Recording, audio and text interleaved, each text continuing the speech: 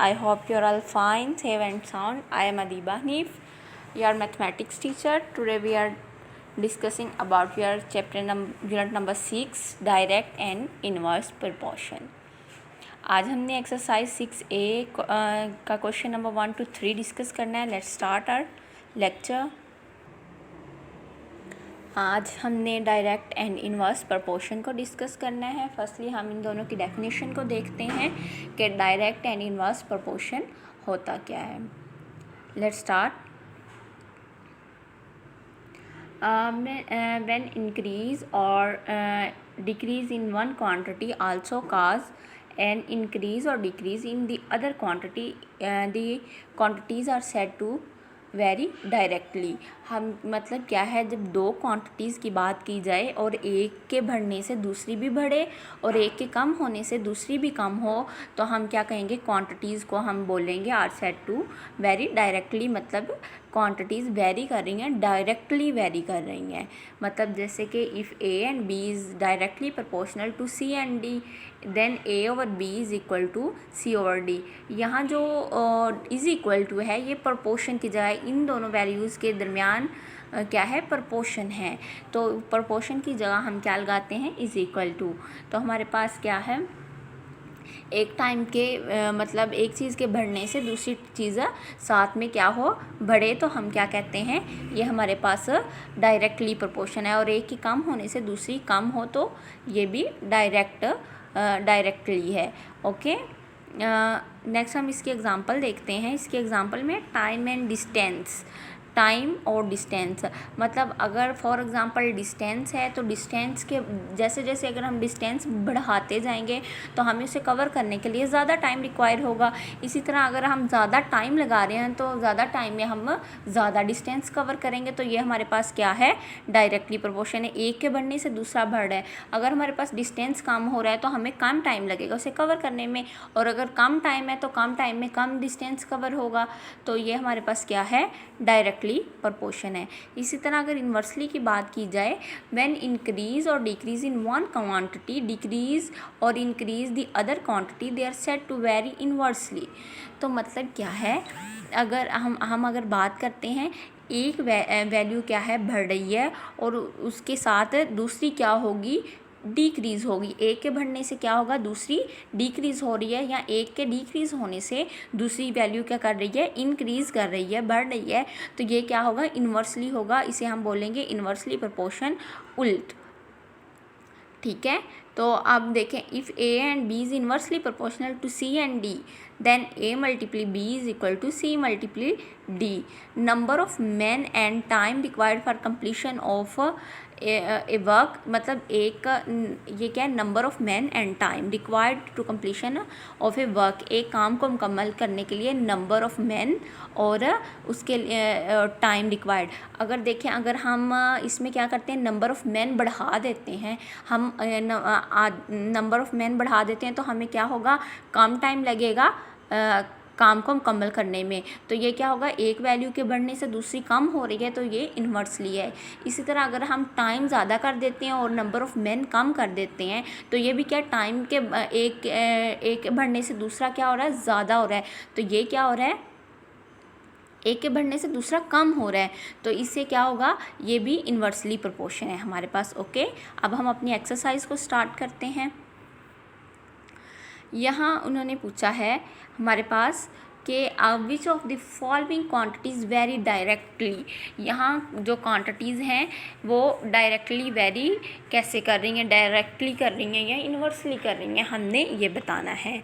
तो आप अब देखें, हमारा फर्स्ट क्वेश्चन है, वो है perimeter and length of the side of A polygon. अगर आप पॉलीगॉन में एक ट्रायंगल ही ले लेते हैं, तो perimeter and length of a side. अब देखें, जैसे जैसे लेंथ बढ़ेगी, मतलब अगर हम ये हमारे पास एक ट्रायंगल है, तो अगर हम इसकी एक साइड की लेंथ को बढ़ाते जाएंगे, तो हमारे पास क्या होगा, ये देखें, अगर हम ये लेंथ को बढ़ा दें, तो हमारे पास इसका पेरीमीटर क्या होगा, बढ़ेगा. तो हमारे पास perimeter and length of a side is directly proportion, एक के बढ़ने से दूसरी चीज़ भी क्या है, बढ़ रही है, तो ये हमारे पास क्या है, directly proportion. Area of triangle and height की अगर बात की जाए तो area of triangle and it's height, तो मीन क्या है, अब अगर हम एरिया, अगर हम हाइट को बढ़ाएंगे तो हमारे पास क्या होगा, उसका ट्रायंगल का क्या होगा, एरिया भी बढ़ जाएगा। ये ट्रायंगल तो यहाँ एग्जैक्ट नहीं, ये देखें, अब जैसे जैसे अगर हम इसकी हाइट को बढ़ाते जाएंगे तो हमारे पास एरिया भी क्या होगा, बढ़ता जाएगा। ठीक है, नेक्स्ट है हमारे पास cost price and profit if the selling price is fixed. For example यहाँ आप कॉस्ट प्राइस अगर किसी चीज़ की लगाते हैं तो हमारे पास 2 रुपये की एक हमारे पास कैंडी है और हमने वो क्या है, 2 रुपीज़ की हमने वो परचेज़ कर लिया है, हमने वो ख़रीद ली है, उसकी हमारी कॉस्ट प्राइस क्या है, 2 रुपीज़ है। हमने फ़िक्स्ड प्राइस रखी हुई है 3 रुपीज़, हमने फिक्स कि हमने ये 3 रुपीज़ में क्या करनी है, सेल करनी है। अब देखें इसमें हमें प्रॉफिट बच रहा है 1 रुपीज़। अब देखें हमारी ये तो फिक्स्ड प्राइस है, अब वही कैंडी क्या हो जाती है, हमारे पास 4 रुपीज़ की हो जाती है, और हमारे पास ये तो हमारी फ़िक्स है कि हमने 3 रुपीज़ में ही सेल कर सकते हैं। तो अब देखें 4 रुपीज़ है तो हमें प्रॉफिट क्या हो रहा है, नहीं हो रहा है, प्रॉफिट नहीं हो रहा। तो अब ये है, अगर अब इसमें हमारे पास क्या है, एक चीज़ के बढ़ने से दूसरी क्या हो रही है, कम हो रही है, तो ये हमारे पास क्या है, ये हमारे पास इन्वर्सली प्रोपोर्शन है। ठीक है, तो ये क्या है, इन्वर्सली प्रोपोर्शन है। इसी तरह अगर हमारे पास क्या है, हमने ये फिक्स्ड की हुई है और हमें वही 2 रुपये वाली कैंडी हमें 1 रुपीज़ में मिल रही है, तो हमें 2 रुपीज़ क्या हो रहा है, प्रॉफिट हो रहा है। मतलब अब हमारे क्या है, अब हमारी प्रॉफिट बढ़ रहा है। कॉस्ट प्राइस मतलब एक चीज़ कम हुई है तो दूसरी चीज़ क्या हुई है, बढ़ने लगी है, तो ये हमारे पास क्या है, इन्वर्सली प्रोपोर्शन है। नेक्स्ट है population of A town and job opportunities. देखें पॉपुलेशन की बात की जाए, एक टाउन में अगर पॉपुलेशन बढ़ती है तो वहाँ जॉब अपॉर्चुनिटीज़ कम हो जाएंगी। तो इसी तरह अगर जॉब अपॉर्चुनिटीज़ बढ़ती हैं और पॉपुलेशन वही है तो फिर हमारे पास क्या है, पॉपुलेशन कम हो गई है, जॉब अपॉर्चुनिटीज़ ज़्यादा हो गई हैं, तो ये क्या है, हमारे पास इन्वर्सली प्रोपोर्शन है। Height of a child and his shirt size, ये हमारे पास height of a child and his shirt size, तो जैसे जैसे हाइट बढ़ेगी चाइल्ड की तो हमें शर्ट साइज़ भी बढ़ाना पड़ेगा। तो ये क्या है, एक चीज़ के बढ़ने से दूसरी चीज़ भी बढ़ रही है, तो ये क्या है, हमारे पास डायरेक्टली प्रोपोर्शन है।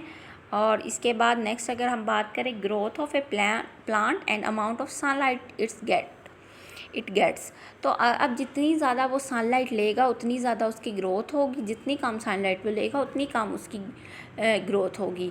तो अब ये क्या है, एक चीज़ के बढ़ने से दूसरी भी बढ़ रही है, एक के कम होने से दूसरी कम हो रही है, तो ये हमारे पास क्या है, डायरेक्टली प्रोपोर्शन है। Product of 2 whole numbers and their sum, क्या होगा हमारे पास, product of 2 whole number and their sum. तो अब देखें प्रोडक्ट है तो इसमें भी क्या आता है, प्रोडक्ट की अगर बात की जाए तो इसमें भी क्या आता है, अगर हम 2 × 3 करते हैं तो हमारे पास क्या आता है, 6। इसी तरह अगर हम 2 + 5 करते हैं तो हमारे पास क्या आता है, 5। तो मतलब क्या दोनों अगर हम मल्टीप्ली करते हैं तो भी एक हमारे पास बड़ी वैल्यू आती है, अगर हम प्लस करते हैं तो भी एक बड़ी वैल्यू आती है। तो ये हमारे पास क्या होता है, ये हमारे पास है डायरेक्टली प्रोपोर्शन। इसी तरह अगर quotient of 2 numbers and the divisor, तो हम अगर हम देखें कि इनमें इन्वर्सली और डायरेक्टली है, तो हम देखते हैं यहाँ अगर हमारे पास जब हम किसी वैल्यू को डिवाइड करते हैं तो हमारे पास जो वैल्यू यहाँ आती है आंसर में, जिसे हम आंसर भी अक्सर बोलते हैं, ये हमारे पास आती है क्वोशंट, और जो यहाँ होती है इसे हम बोलते हैं डिवाइज़र, एंड लास्ट वन पे जहाँ जो भी बच जाता है उसे हम बोलते हैं रिमाइंडर। तो ये हमारे पास 3 वैल्यूज़ आती हैं और इस वैल्यू को हमने क्या करना होता है, डिवाइड करना होता है। अब देखिए हमारे पास जितना बड़ा डिवाइज़र होगा उतना ही कम क्वोशंट होगा, और जितना कम डिवाइज़र होगा उतना ही ज़्यादा बड़ा क्वोशंट होगा। तो ये इनमें क्या होगा कि एक चीज़ के बढ़ने से दूसरी वैल्यू क्या होती है, कम होती है, दूसरी के बढ़ने से पहले वाली कम होती है, और अगर एक पहले वाली अगर बढ़े तो दूसरी कम होती है। तो इस तरह ये हमारे पास क्या है, इन्वर्सली प्रोपोर्शन है। आपकी कन्वेंस के लिए मैंने यहाँ आपको राइट कर दिया है। अब आपने ये क्या करना है, अपनी बुक पे राइट कर लेना है और इसे समझ लेना है अच्छे से। ओके, नेक्स्ट है हमारे पास क्वेश्चन नंबर 2 हमारा। इसमें हमारे पास हम क्वेश्चन देखते हैं। A weaver takes 45 days to weave 3 pashmina shawls, how many days will he take to weave 90 such shawls. तो वेव क्या होता है, बुनना। तो मतलब वेवर टेक्स जो शॉल बुनने वाला है वो 45 डेज़ लेता है, कितनी, 3 शॉल्स को बुनने के लिए। How many days will he take to weave 90 such shawls. तो ऐसी 90 शॉल्स को बुनने के लिए वो कितने डेज़ लेगा। तो हमने क्या है, नंबर ऑफ़ डेज़ फाइंड करने हैं। हमारा जो प्रोपोर्शन है वो किन के दरमियान है, शॉल्स और नंबर ऑफ़ डेज़ के दरमियान।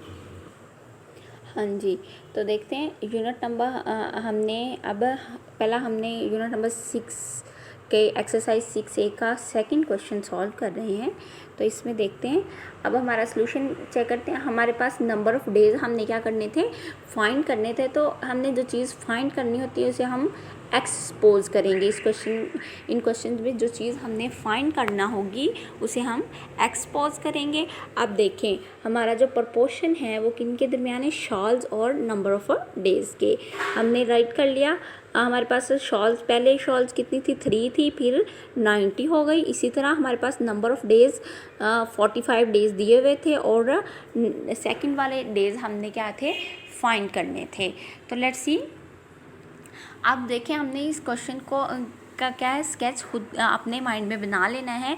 पहले हमने देखना है कि इनमें से इन्वर्स प्रोपोर्शन है या फिर डायरेक्ट प्रोपोर्शन है। तो देखते हैं हम।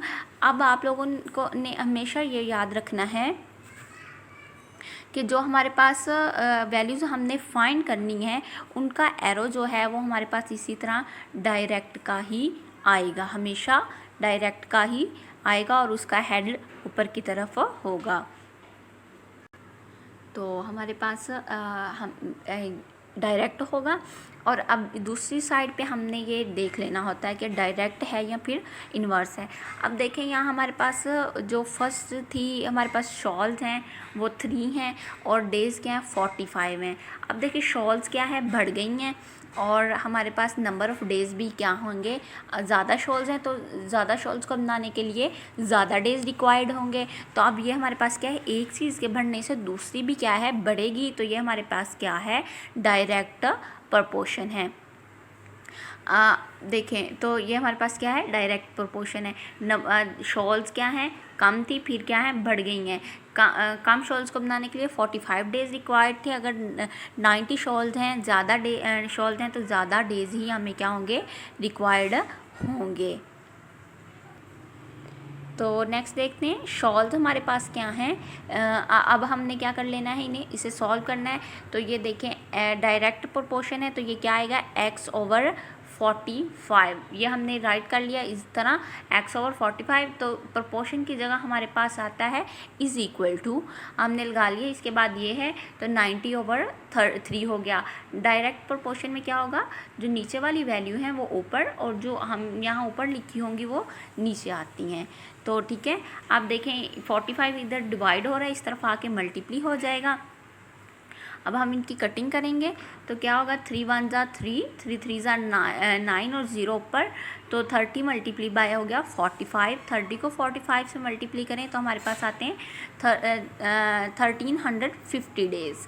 ठीक है, तो हमें 90 शॉल्स को वेव करने के लिए, उस वेवर को 90 शॉल्स को वेव करने के लिए 1350 डेज़ रिक्वायर्ड होंगे। नेक्स्ट हमारा क्वेश्चन नंबर 3 चेक करते हैं। तो क्वेश्चन नंबर 3 में वो क्या कहते हैं, 7 people are 90 days need 90 days to repair and paint a heritage building if the job should be completed in 15 days, how many more people need to be employed. मतलब क्या है, 7 पीपल हैं और वो 90 डेज़ में क्या है, एक बिल्डिंग को उसका रिपेयर भी करना है और इसे पेंट भी करना है। और वही काम 90 डेज़ की बजाय हमें 15 डेज़ में क्या है, कंप्लीट करना है। तो 15 डेज़ में, तो आप देखें डेज़ वो कम कर रहे हैं, तो फिर हमें लोग ज़्यादा चाहिए होंगे कि वो कम टाइम में काम को मुकम्मल कर सकें। तो कहते हैं how many people more people need to be employed, उनकी मदद करने के लिए और कितने लोग रिक्वायर्ड होंगे। तो लेट्स सी। तो देखें नंबर ऑफ़ पीपल, मैंने आपको लास्ट क्वेश्चन में बताया नंबर ऑफ़ पीपल क्या होंगे, x। हमारे पास जो चीज़ हमने फाइंड करनी है वो हम उसे सपोज करेंगे x के इक्वल, और हमारी जो इस दफ़ा प्रोपोर्शन बन रहा है वो है नंबर ऑफ़ डेज़ और number of people and number of days के दरमियान में। अब देखते हैं हमारे पास, मैंने अभी आपको बताया जिस चीज़ में हमने फाइंड आउट करना हो x आ जाएगा जिस साइड पे, वो उसमें हमारे पास साइन डायरेक्ट का ही आएगा, हमेशा डायरेक्ट का ही साइन आएगा। अब देखें दूसरी तरफ का साइन हमें फाइंड आउट करना पड़ता है। अब देखिए 7 पीपल थे और डेज़ क्या थे, नंबर ऑफ़ डेज़ 90 थे। आप देखें कम लोग थे लेकिन हमें क्या थे, 90 डेज़ थे, डेज़ ज़्यादा थे। और अब देखें हमारे पास नंबर ऑफ़ डेज़ क्या हैं, कम कर दिए गए हैं, तो हमें ज़्यादा लोग चाहिए होंगे। तो ये हमारे पास क्या होगा, एक चीज़ बढ़ रही है, एक चीज़ कम हो रही है तो दूसरी क्या है, बढ़ रही है। तो ये हमारे पास इस तरफ क्या आएगा, साइन हमारे पास इस तरफ आएगा, इन्वर्सली प्रपोर्शन का साइन आएगा। तो क्या है, क्योंकि हमें डेज़ उन्होंने हमारे डेज़ क्या है, कम कर दिए हैं, तो कम डेज़ में ज़्यादा काम करने के लिए हमें ज़्यादा आदमी रिक्वायर्ड होंगे। तो हमारे पास क्या है, एक चीज़ क्या है, कम हो रही है तो दूसरी क्या है, बढ़ रही है। तो इस वजह से ये क्या होगा, हमारे पास ये इन्वर्सली प्रपोर्शन होगा। Okay, let's start. आगे हम इसे क्या करेंगे, सॉल्व करेंगे। x/7 वैसे आ गया जैसे हमने पिछले में राइट किया था। अब देखेंगे यहाँ इन्वर्सली है तो ये क्या होगा, 90/15 ही आएगा, क्योंकि यहाँ अब डायरेक्टली का साइन नहीं है। तो हमारे पास ये क्या आएगा, 90/15। तो ये 7 इस तरफ डिवाइड हो रहा है, इधर आके मल्टीप्ली हो जाएगा। अब 15 को अगर 90 पे डिवाइड करें, 15 1 ज़ा 15, 15 9 ज़ा 15, 6 ज़ा 90। 6 को 7 से मल्टीप्ली करेंगे तो हमारे पास आएगा 42, 6 7 ज़ा 42। तो हमें कितने पीपल रिक्वायर्ड हैं 15 डेज़ में काम को मुकम्मल करने के लिए, हमें 42 रिक्वायर्ड हैं। 42 में से तो 7 हमारे पास ऑलरेडी प्रेजेंट हैं। तो अब देखें 7 प्रेजेंट हैं तो हम क्या करेंगे, 42 में से are needed to complete the job, 42 हमें काम को 15 दिन में मुकम्मल करने के लिए चाहिए। तो 7 हमारे पास ऑलरेडी प्रेजेंट थे, तो हम क्या करेंगे, 42 को 7 में से माइनस कर देंगे तो हमारे पास आएगा 35। तो मज़ीद 7 से मज़ीद कितने लोग चाहिए, 7 से ज़्यादा। अब हमें 35 लोग, 35 पीपल और मिलेंगे, तो हम वो वाला काम जो 90 डेज़ में कंप्लीट होना है, हमने वो 15 डेज़ में कंप्लीट कर देना है। ओके स्टूडेंट्स, आप लोगों ने इन क्वेश्चंस को मोर एंड मोर प्रैक्टिस करनी है और यही आपका होमवर्क है। ओके स्टूडेंट्स, अल्लाह हाफिज़।